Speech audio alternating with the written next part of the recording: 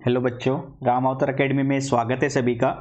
Class 10th की mathematics की series चल रही थी हमारी और एक्सरसाइज 3.5 में आपने लगभग 3 क्वेश्चन कर लिए थे, है ना। 4 तक हो गए थे हमारे 3 तक हो गए थे। आगे क्या बोला गया 4th क्वेश्चन में? आज की क्लास में हम अपने 4th से स्टार्ट करने वाले हैं भाई एक बार, ठीक है। तो 4th क्वेश्चन में बोला गया है form the pair of linear equation. नीचे आपको मतलब पार्ट दिए गए हैं, उनकी लीनियर इक्वेशन बनानी है and find their solution if they exist. और अगर वे एग्जिस्ट करती है तो उनका सॉल्यूशन भी बताना है किसी भी अलजेब्रिक मेथड से। कोई भी अलजेब्रिक मेथड मतलब या तो आप क्रॉस मल्टीप्लिकेशन मेथड से चले जाएं, क्रॉस मल्टीप्लिकेशन मेथड से, ठीक है, ये मेथड हमने पढ़ा था डिटेल में अच्छे से। या आप सब्स्टिट्यूशन मेथड से चले जाएं, सब्स्टिट्यूशन मेथड, ठीक है, ये भी हमने बहुत अच्छे से प्रैक्टिस किए थे इसके ऊपर क्वेश्चन। या आप एलिमिनेशन मेथड से चले जाएं, ठीक है, एलिमिनेशन मेथड। तीनों में से किसी भी मेथड का यूज करके आप उनमें वेरिएबल की वैल्यू फाइंड आउट कर सकते हैं, ठीक है ना। चलिए क्वेश्चन की तरफ बढ़ते हैं भाई अब हम। तो आपको फर्स्ट क्वेश्चन दिया गया है 4th के फर्स्ट पार्ट में, पार्ट फर्स्ट में a part of monthly hostel charges is fixed and the remaining depends on the number of days on one has taken food in the mess। भाई ऐसे कह रहा है, जैसे मान के चलिए 12th या 10th करने के बाद आप अपने ही स्कूल के हॉस्टल में या एक ऐसे बोर्डिंग स्कूल में चले जाते हैं जहाँ पे आपको हॉस्टल में रुकना पड़े। वहाँ पे आपको ये बोला जाता है कि भाई हॉस्टल के एक तो फिक्स चार्ज है और एक पर डे के हिसाब से है। फिक्स चार्ज मतलब मैंने कह दिया हॉस्टल के आपको 1000 रुपये तो देने ही पड़ेंगे, उसके बाद आपको पर डे 100 रुपये देने हैं, ठीक है ना। तो इस तरह से वो फिक्स चार्ज और वेरिएबल चार्ज होता है। वेरिएबल मतलब जो डे के हिसाब से चलेगा, पर डे जो चलेगा, ओके।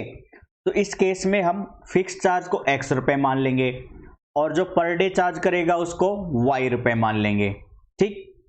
तो इसमें आगे बोला गया है व्हेन स्टूडेंट ए, कोई एक स्टूडेंट ए है, टेक्स फूड फॉर 20 डेज, अगर वो 20 दिन खाना खाता है तो 1000 रुपये पे कर रहा है वो।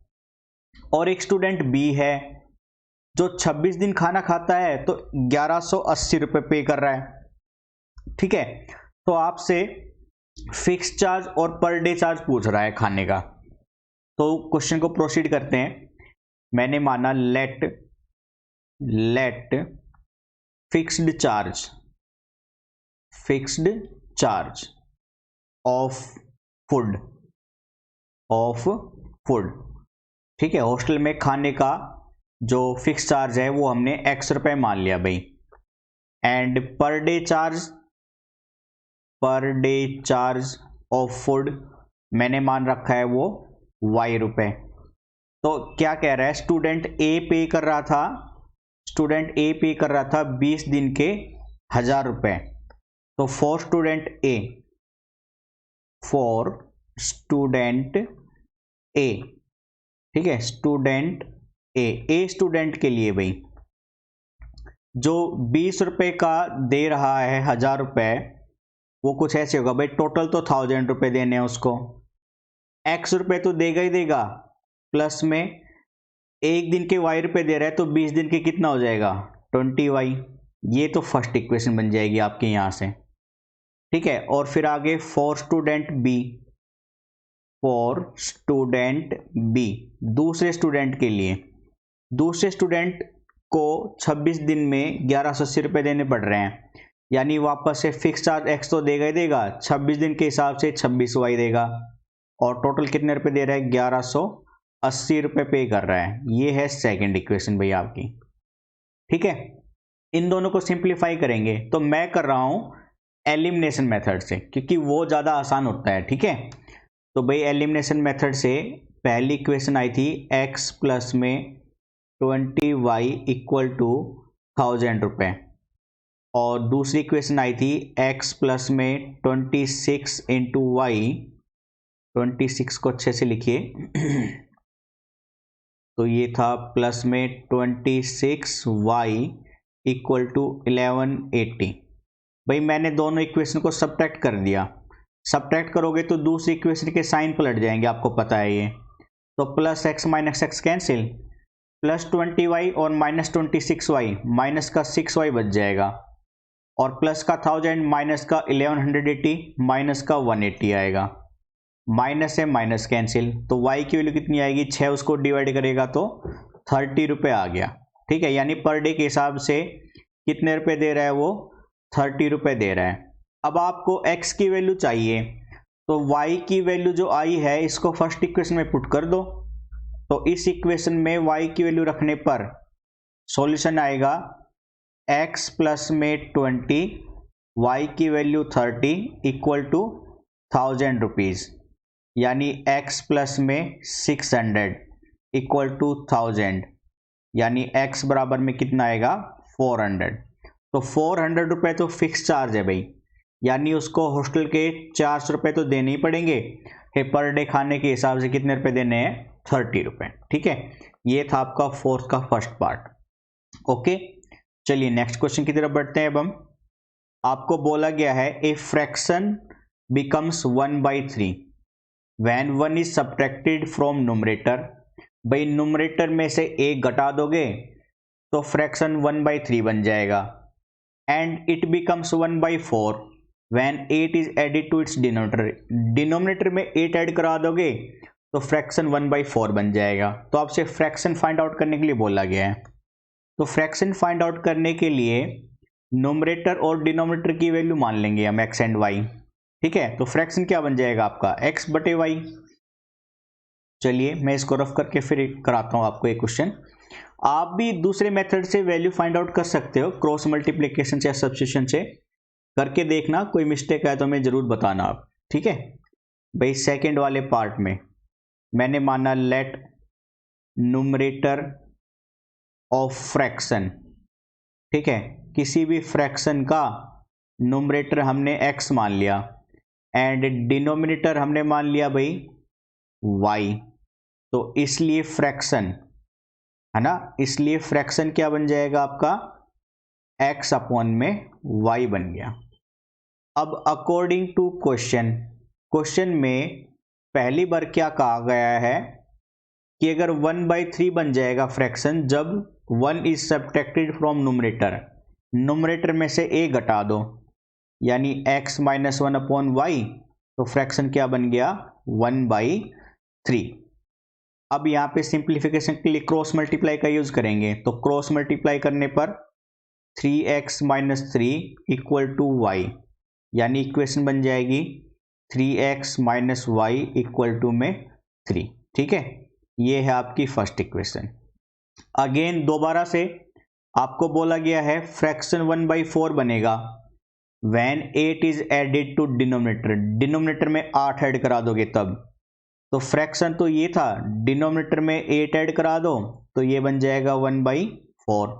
अगेन क्रॉस मल्टीप्लाई करोगे तो ये 4x equal to Y plus 8 आएगा, और y को उधर ले जाएंगे तो 4x minus y equal to 8। ये है आपकी सेकेंड इक्वेशन।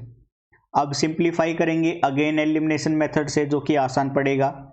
तो भाई फर्स्ट इक्वेशन यहाँ पे लिखी हमने और सेकंड इक्वेशन यहाँ पर लिखी। आप देख रहे हो y का कोफिशिएंट पहले से ही सेम है और साइन सेम है, तो इसलिए सब्ट्रैक्ट करा दो। जब साइन सेम होते हैं ना कोफिशिएंट के साथ साथ, तो सब्ट्रैक्शन कराते हैं, और साइन अपोजिट हो कोफिशिएंट इक्वल हो तो ऐड करा देते हैं।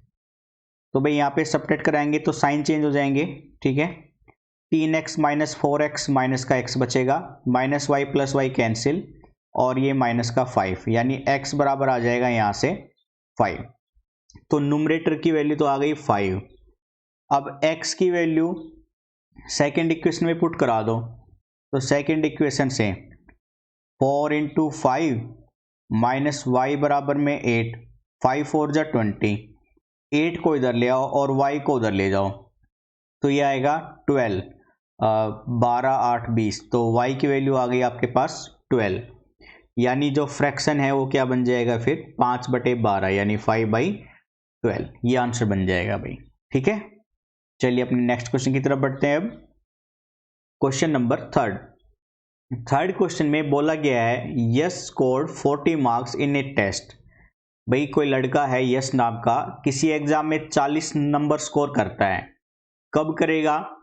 Getting 3 marks for each right answer. भाई जो राइट आंसर आएंगे ना, मतलब जो उसने बिल्कुल करेक्ट अटेम्प्ट किया था, उसके तो 3 नंबर मिलेंगे।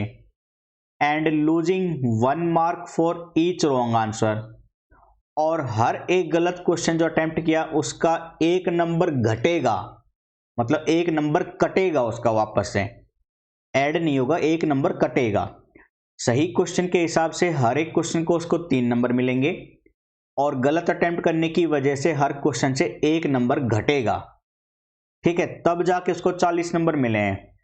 तो आपको लास्ट में देखना है कि how many questions were there, आपको क्वेश्चन पूछा गया है कि टोटल कितने क्वेश्चन थे। तो भाई हम इसको ऐसे अटेम्प्ट करेंगे कि जो सही अटेम्प्ट किए हैं उसने, उन क्वेश्चन की संख्या x मान लेंगे, और जो क्वेश्चन गलत अटेम्प्ट किए हैं उन क्वेश्चनों की संख्या को y मान लेंगे। ठीक है, उसके बाद प्रोसीड करेंगे, क्वेश्चन बहुत ही सिंपल बन जाएगा फिर आपका। तो देखिए भाई, हमने माना लेट नंबर ऑफ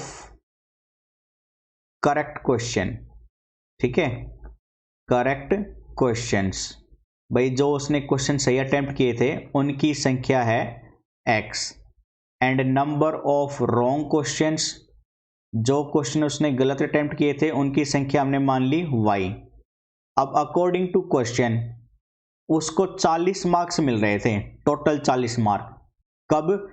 जब करेक्ट वाले के तो उसको 3 नंबर मिल रहे हैं जो कि प्लस हो जाएंगे, और गलत वाले के उसको 1 नंबर घट रहा है ना। तो भाई करेक्ट वाले क्वेश्चन x हैं, एक क्वेश्चन के 3 नंबर, तो x क्वेश्चन के कितने मिलेंगे? 3x मिलेंगे। रॉन्ग वाले क्वेश्चन की संख्या y है, एक रॉन्ग वाले के -1 है, तो y क्वेश्चन का क्या होगा? -y। टोटल किसके बराबर होगा? 40 के। ठीक है, ये है फर्स्ट इक्वेशन। अब क्या बोला गया है आपको आगे कि had 4 marks been awarded for each correct answer, अगर सही क्वेश्चन के 4 नंबर मिलते हैं, सही वाले एक क्वेश्चन के 4 नंबर मिलते हैं, and 2 marks been deduced for each incorrect answer, और गलत अटेम्प्ट करने के हर क्वेश्चन के 2 नंबर घटते, तो उसके 50 नंबर आते हैं। तो भाई सही वाले क्वेश्चन के x है संख्या, एक क्वेश्चन के 4 नंबर कह रहा है, तो x के हो गए 4x। गलत वाले के -2 उसने कहा, तो टोटल -2y, और क्वेश्चन अटेम्प्ट करेंगे सारे तो 50 नंबर बन रहे हैं उसके इस बार। ये है सेकंड इक्वेशन। ठीक है, अब दोनों को सिंप्लीफाई करेंगे। भाई आप देख रहे हो फर्स्ट और सेकंड में y का जो कोफिशिएंट है ना वो अलग है, साइन भी सेम है। ठीक है, तो मैंने क्या किया, फर्स्ट इक्वेशन को 2 से मल्टीप्लाई किया, मतलब सेकंड वाले y के कोफिशिएंट से, और फर्स्ट इक्वेशन का जो कोफिशिएंट है y का, उससे मैं सेकंड इक्वेशन को मल्टीप्लाई करूंगा, यानी 1 से।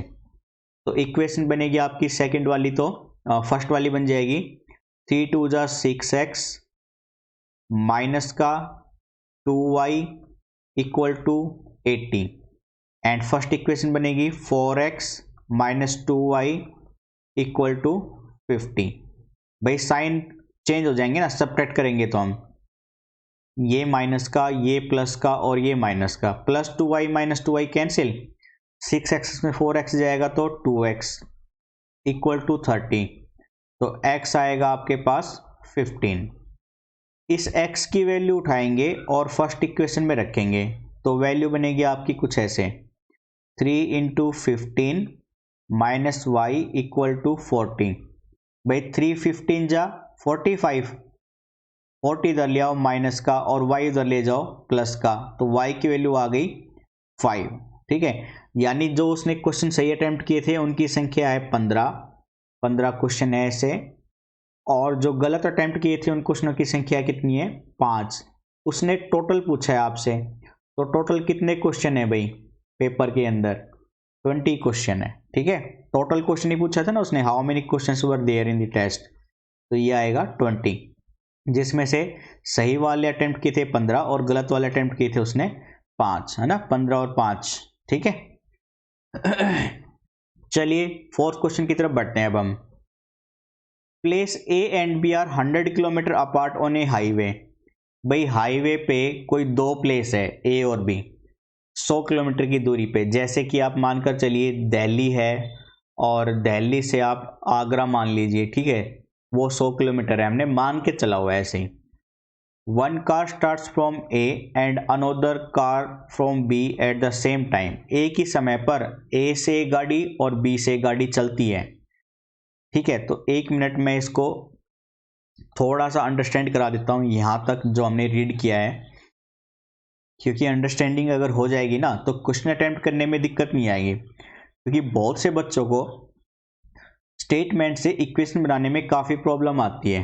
तो आपको घबराने की जरूरत नहीं है, हम आपके साथ ही हैं भाई। मानकर चलिए ये है पॉइंट ए और ये है पॉइंट बी, हाईवे के ऊपर है, तो इनके बीच की दूरी मैंने ऐसे दिखा दी 100 किलोमीटर। भाई हमने माना ए के ऊपर एक कार है कोई भी ऐसे, ठीक है, बी के ऊपर दूसरी कार है कोई ऐसे, इस वाले कार की ए पे जो है उसकी मैंने स्पीड मान रखी है, मानकर चलिए x किलोमीटर पर आवर, और बी पॉइंट पे जो गाड़ी है उसकी स्पीड हमने मान रखी है y किलोमीटर पर आवर। तो आपसे पहले बोला गया पहले केस में, if the car travel in same direction, अगर गाड़ी सेम डायरेक्शन में चलेगी डिफरेंट स्पीड से, दे मीट इन 5 आवर, तो 5 घंटे में मतलब वापस मिल जाएगी। भाई मानकर चलिए गाड़ी ए इधर चल रही है इस डायरेक्शन में, तो सेम डायरेक्शन के हिसाब से बी को भी इधर चलना पड़ेगा, है ना। अब आपको याद होना चाहिए सेम डायरेक्शन के केस में, ठीक है, जब कोई भी दो ऑब्जेक्ट सेम डायरेक्शन में मूव कर रहे हो ना, तो जो उनकी एवरेज स्पीड है वो हमेशा सब्ट्रैक्ट हो जाएगी, ठीक है, हमेशा क्या हो जाएगी, सब्ट्रैक्ट। और अगर अपोजिट डायरेक्शन की बात करोगे, अपोजिट डायरेक्शन की बात करोगे तो उस केस में उनकी जो एवरेज स्पीड है वो हमेशा ऐड हो जाएगी x प्लस वाई। ऐसा क्यों है आप लोग फिजिक्स में सीखेंगे 11th क्लास की, हम वहाँ पे डिटेल में स्टडी कराएंगे। अभी बस आपको याद रखना है कि दो ऑब्जेक्ट सेम डायरेक्शन में चल रहे हैं डिफरेंट स्पीड से, और आपको एवरेज स्पीड पूछ ले तो सब्ट्रैक्ट करानी है, पहले बड़ी वाली की मतलब जो ज़्यादा स्पीड है उसमें से लोअर स्पीड घटा देनी है। और जब अपोजिट डायरेक्शन में जा रहे हो, एक ऑब्जेक्ट ऐसे आ रहा है झूम, एक ऑब्जेक्ट ऐसे आ रहा है हूं, तो ऐसे टकराने वाली चीज़ें है ना, उस केस में एवरेज स्पीड हमेशा क्या होगी, एड अप हो जाएगी, तो दोनों की एवरेज स्पीड ऐड हो जाती है अपोजिट के केस में। तो यहाँ पे हम ऐसे कह रहे थे कि भाई अगर पहला ऑब्जेक्ट इस डायरेक्शन में जा रहा है तो दूसरा ऑब्जेक्ट की उसी डायरेक्शन जाना पड़ेगा, क्योंकि सेम डायरेक्शन बोली हुई है आपको। तो ऐसा करने पर वो 5 घंटे में मिलते हैं। तो भाई देखो डिस्टेंस है 100 और स्पीड बन गई दोनों अपोजिट डायरेक्शन सेम डायरेक्शन जाने की वजह से x माइनस वाई, तो डिस्टेंस अपॉन स्पीड क्या देता है, टाइम, जो कि दे रखा है 5 आवर। ओके, अब मैंने इसको क्या किया 5/1 कर लिया, और ये 5 उसको काट देगा 20 पे, यानी इक्वेशन आपकी बन गई अब 20 अपॉन में x minus y equal to 1/1। Cross multiply करा दो यहाँ से, तो भाई 20 equal to x minus y, मतलब x माइनस वाई किसके बराबर आ गया, यहाँ पे 20 के बराबर आ गया। ये है फर्स्ट इक्वेशन। अब आपको बोला गया है दूसरे केस में, if they travel towards each other, दोनों एक दूसरे की तरफ चल रहे हो यानी अपोजिट डायरेक्शन में, तो 1 घंटे में मिल जाते हैं। भाई 1 घंटे का मतलब ऐसे है, भाई मानकर चलो ये वाला ऑब्जेक्ट ए इधर जा रहा है तो ऑब्जेक्ट बी इधर आएगा अपोजिट डायरेक्शन में, तब जाके 1 घंटे मिलेंगे। यानी डिस्टेंस तो वही 100 है, अपोजिट डायरेक्शन के केस में एवरेज स्पीड ऐड हो गई और टाइम कितना लग रहा है 1 आवर, तो 1/1 लिख सकता हूँ। अगेन क्रॉस मल्टीप्लाई करेंगे तो 100 equal to x plus y, यानी ये वैल्यू बन जाएगी अब x plus y equal to 100। ये है आपकी इक्वेशन नंबर सेकंड। दोनों को आप ऐड करा दीजिए, क्योंकि y का कोफिशिएंट सेम है और साइन अपोजिट है तो ऐड करा देंगे सीधा। Minus y plus y cancel हो जाएगा, x 2x आ जाएगा इक्वल टू 120। x की वैल्यू आ जाएगी 60। x की वैल्यू किसी भी इक्वेशन में रख दो, इसमें रख दो भले ही, तो यहाँ से क्या बनेगा फिर आपका 100 इक्वल टू 60 प्लस वाई, तो y की वैल्यू आ जाएगी यहाँ से 40। यानी जो गाड़ी A की x किलोमीटर पर आवर मानी थी उसकी स्पीड आ रही है 60 किलोमीटर पर आवर, और गाड़ी बी जो आपने मानी थी y किलोमीटर पर आवर की स्पीड से, उसकी स्पीड आ रही है 40 किलोमीटर पर आवर। आपको स्पीड ही पूछी थी, उनकी speed of the two cars, दोनों की स्पीड बतानी थी। ठीक है, चलिए अगले क्वेश्चन की तरफ बढ़ते हैं भाई। लास्ट क्वेश्चन है हमारा आज का। Area of rectangle gets reduce by 9 square unit. भाई रेक्टेंगल का एरिया 9 स्क्वायर यूनिट से घट जाएगा। तो पहले रेक्टेंगल के बारे में देखते हैं। रेक्टेंगल क्या होता है? रेक्टेंगल एक क्वाड्रिलेटरल है जिसकी वर्टिसेस आपस में 90 डिग्री पे मीट करती हैं और डायगोनल हमेशा इक्वल होते हैं। ठीक है, साथ ही अपोजिट साइड इक्वल होगी। ठीक है, अपोजिट साइड इक्वल होगी। तो रेक्टेंगल का केस मैं आपको यहां पे दिखा रहा हूं भाई। मानकर चलिए ये है आपके पास एक रेक्टेंगल। ठीक है, ए बी सी डी एक रेक्टेंगल है हमारे पास। लेंथ मैंने x मान ली और ब्रेथ मैंने y मान ली। तो इस रेक्टेंगल का एरिया कितना होगा? लेंथ इंटू ब्रेथ यानी x इंटू वाई यानी एक्स वाई। अब आपको क्या बोला गया है अकॉर्डिंग टू क्वेश्चन के केस में कि एरिया रेक्टेंगल का 9 स्क्वायर यूनिट से कम हो जाता है, रिड्यूस हो जाता है, यानी एरिया 9 से कम हो जाएगा। कब होगा? जब length is reduced by 5 unit, length में से 5 यूनिट घटा दो, and breadth is increase by 3 unit, breadth में 3 यूनिट जोड़ दो। तो लेंथ तो हो गई अब आपकी ये 5 यूनिट घटाना था ना, 5 यूनिट घटाएंगे तो x माइनस 5 और ब्रेथ में 3 यूनिट जोड़ दो, तब लेंथ नई ये आएगी, नई ब्रेथ ये आएगी। तो प्रोडक्ट वापस से एरिया में ये होगा। मल्टीप्लाई खोल दो, इस पूरी वैल्यू को पहले मैं x से गुना कर देता हूँ। तो ये बनेगा एक्स वाई प्लस का 3x, फिर -5 से करूँगा तो -5y माइनस का 15 equal to x y minus का 9। ये एक्स वाई इस एक्स वाई से कैंसिल करेगा, 3x minus 5y, 15 right hand side में ले आओ, प्लस का बन जाएगा। तो ये बनेगा अब 6 यानी 3x minus 5y equal to 6। तो मैं यहाँ पे नोट कर लेता हूँ। पहली इक्वेशन बनी आपकी 3x minus 5y equal to 6, ये इक्वेशन फर्स्ट है। अगेन आपको बोला गया है if we increase the length by 3 unit, length 3 unit से बढ़ा दो। तो लेंथ 3 यूनिट से बढ़ाएंगे तो x प्लस 3 बन जाएगी नई length, and breadth by 2 unit, breadth को 2 यूनिट से बढ़ा दो तो ब्रेथ में यानी y प्लस 2 बन जाएगी नई। अब एरिया क्या होगा? दोनों का प्रोडक्ट, नई लेंथ नई ब्रेथ से। तो उसने क्या कहा है, एरिया भी 67 स्क्वायर यूनिट से बढ़ जाता है। तो पहले एरिया एक्स वाई था, अब क्या हो जाएगा? एक्स वाई प्लस में 67 हो जाएगा।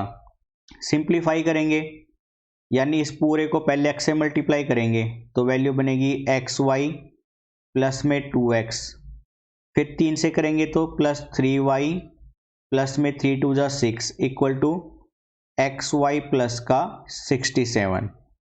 ठीक है, तो भाई एक्स वाई से x y cancel, 2x plus 3y, 6 उधर जाएगा तो 67 में से माइनस हो जाएगा, ये आ जाएगा फिर आपका 61। यानी सेकेंड इक्वेशन बन गई आपके पास 2x plus 3y equal to 61, ये है सेकेंड इक्वेशन। ठीक है भाई, अब सिंप्लीफाई करेंगे हम तो एलिमिनेशन मेथड का ही यूज करेंगे क्योंकि वो मेथड काफ़ी इजी और जल्दी हो जाता है। ठीक है, तो आप यहाँ पे देख रहे हैं y के कोफिशिएंट के साइन पहले से अलग अलग हैं, है ना। तो बस मल्टीप्लाई कर दो, यहाँ पे y का कोफिशिएंट 3 है तो ऊपर वाले को 3 से गुना कर दो, और वहाँ पे y का कोफिशिएंट 5 है तो इसको 5 से गुना कर दो। ओके, तो गुना करने पर आपके पास भाई ये यहाँ पे तो 3 था, 3y था, मल्टीप्लाई करने पर बन जाएगी पहली equation 9x minus 15y equal to 18, और दूसरी इक्वेशन बन जाएगी 10x plus 15y equal to 5 1 जा 5, 5 6 जा 30। ऐड कराने पर ये पूरा कैंसिल, ये तो बना 19x और वो 18 5 23, 323, यानी x की वैल्यू आई 323/19, तो भाई ये 7 से चल जाएगा शायद से ना। 19 7 जा 9 7 63, 6 7 1 7 6 13, 133 और 333 को 19 से भाग करेंगे तो भाई पहले पूरा भाग कर लेते हैं ऐसे। 19 19 वंजा पे तो 12 3 2 में से गया 1, फिर 33, फिर ये चला जाएगा 17 जा पे 7 6 13, तो 17 से गया पूरा पूरा। ठीक है, इसको रफ कर लेते हैं। 17 से पूरा पूरा भाग जाएगा तो ये काटेंगे 17, यानी x आ रहा है आपका 17, तो x की वैल्यू उठाएंगे और फर्स्ट में पुट कर देंगे। तो फर्स्ट में पुट करने पर 9 × 17 माइनस 15y इक्वल टू 18, तो 9 7 63, 6 9 1 9 10 153, 18 इधर ले आओ, 15y उधर ले जाओ, तो 153 में से 18 घटाएंगे 13 5 4 में से गया 3, 135 और 15 से डिवाइड करेंगे तो 7 पंजे 35, 3 7 1 7 3 10, पहले 5 से काट दो, 5 3 15, 5 दूनी 10, 5 7 35, 9 पे कट गया ये, तो y की वैल्यू आ गई आपके पास 9, यानी लेंथ तो है आपके पास 17 यूनिट। ठीक है, और y का है 9 यूनिट। यूनिट मतलब कि वो मीटर में भी हो सकता है, सेंटीमीटर में भी हो सकता है, किलोमीटर में भी हो सकता है, इसलिए यूनिट यूनिट करके यूज कर रहे हैं हम। ठीक है भाई, तो ये थे आपके आज के इंपॉर्टेंट कुछ क्वेश्चंस। तो आज की क्लासेस को हम यहीं पे रखते हैं।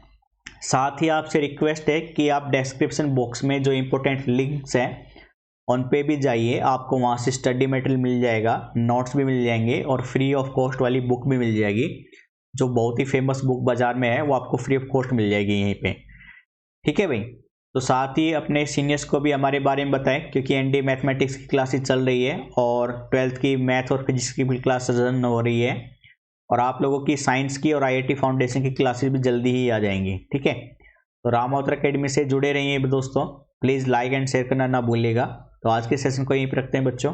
Thank you, bye bye, take care.